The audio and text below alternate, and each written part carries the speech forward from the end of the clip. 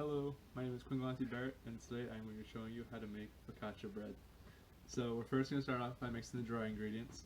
So I've pre-measured all of these, but I'll tell you the ingredients and the weights at the end. First, we're going to start out with 450 grams of all-purpose flour and 50 grams of whole wheat flour. Just throw that in a bowl and mix them all together.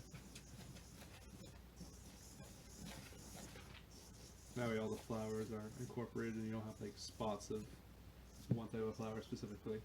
For the rest of the dry ingredients, we're going to mix 10 grams of sugar, 5 grams of salt, and 4 grams of yeast, which I had prepared already. And we're also going to mix those in as well, just so they're fully incorporated.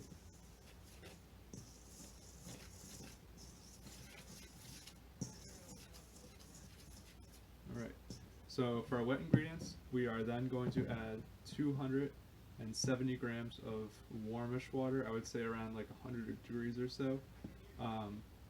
The warm water just makes the yeast rise a little bit quicker. So start with the water, and we're also going to add 25 grams of olive oil as well. And once we do that, we are going to start mixing, and then we're going to start kneading.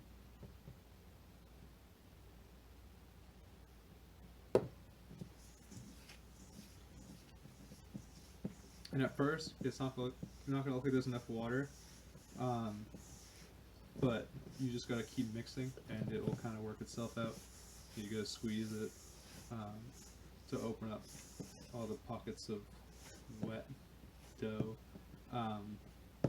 and you also might have to scrape the bowl a couple times and wipe your fingers off because this dough will get pretty sticky.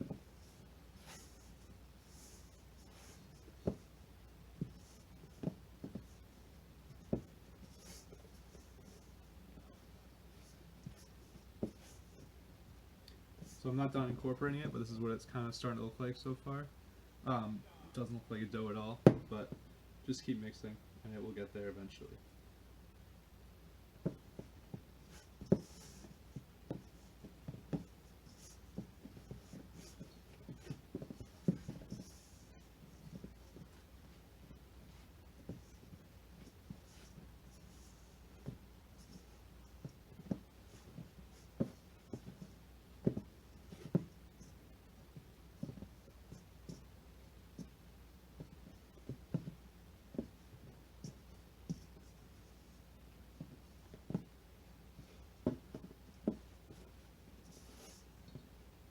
I'm going to need to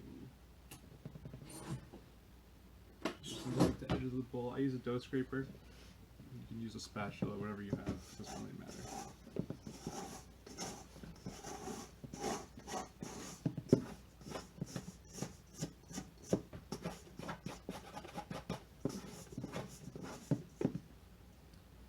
Alright, I also am actually going to add a little bit more olive oil to this, just because the whole wheat that we use is local, so it needs a little bit more water or a little bit more hydration.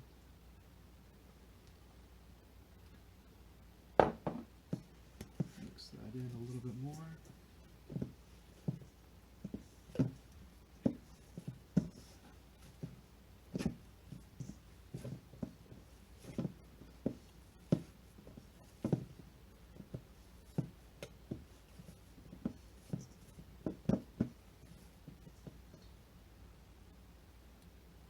Alright, so by the end of it, you should have what's starting to resemble the dough. It actually should look like a dough. And you are going to now start kneading this dough. And you can definitely just start kneading like a normal knead, and I will actually show you. There's two different ways to do it. There's kneading, and then there's also stretch and folds. I prefer stretch and folds, but it doesn't really matter. For kneading, you basically just want to take the dough, put it on a wet surface, just a little bit wet, you don't want it too wet. Basically push it with the palm of your hand away from you, and then roll it back. Let's see if I can get it. Roll it back and then push it out again, and keep rolling it back. Rotate it 90 degrees, roll it forward, roll it back, roll it forward, rotate it 90 degrees, roll it forward, and just keep doing this. This is the one way to do it. Nothing wrong with this way to do it. You probably want to do this for about 5 minutes or so until it starts to become like really smooth. Another way you can do it, which I prefer, but I might actually need it this time, is slap and fold, and it does the exact same thing. It builds up protein structures in the dough.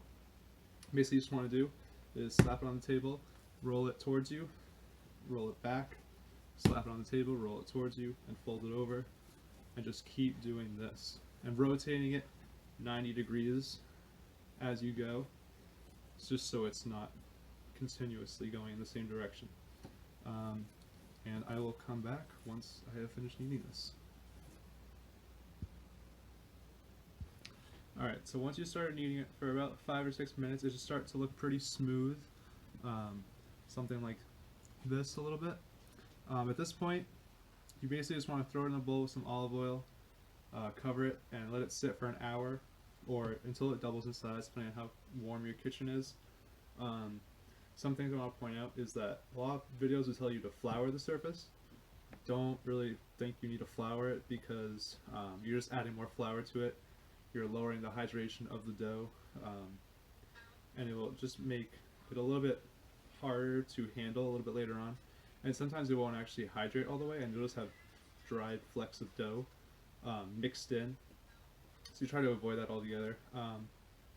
You can go generous with the olive oil because it is focaccia. It's not supposed to be super healthy, but the more the better.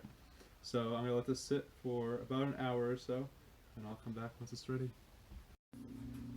Alright, now that you've let this sit for an hour, you should have something that looks a little bit like this. When you push down in it, it should pretty much stay indented, maybe push back a little bit. Those are good signs that it's done. So now we're going to just put it onto a well-oiled baking sheet, and you can just, pry it in there. Try to be gentle, but it should come out pretty easy.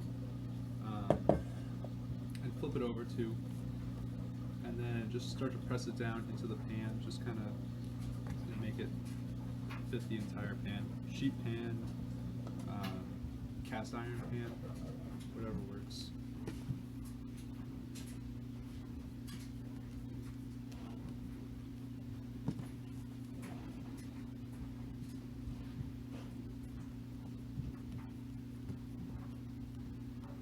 And you don't have to worry about being gentle too. You can just, just try not to rip it, but you can stretch it as much as you like.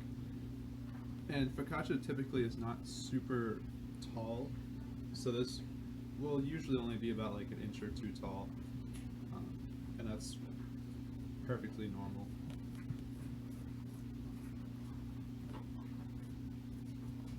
Alright, so now that I've got it in the sheet pan, you want to create dimples on the bread so it traps all the salt and olive oil as it cooks.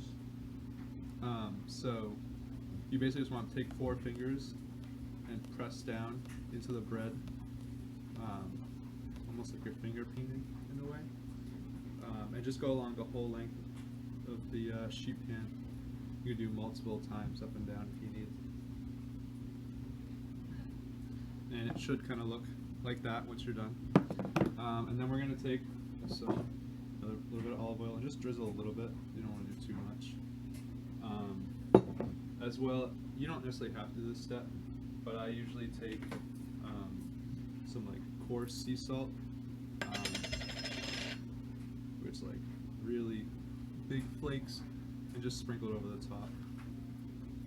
Gives it a little bit of texture.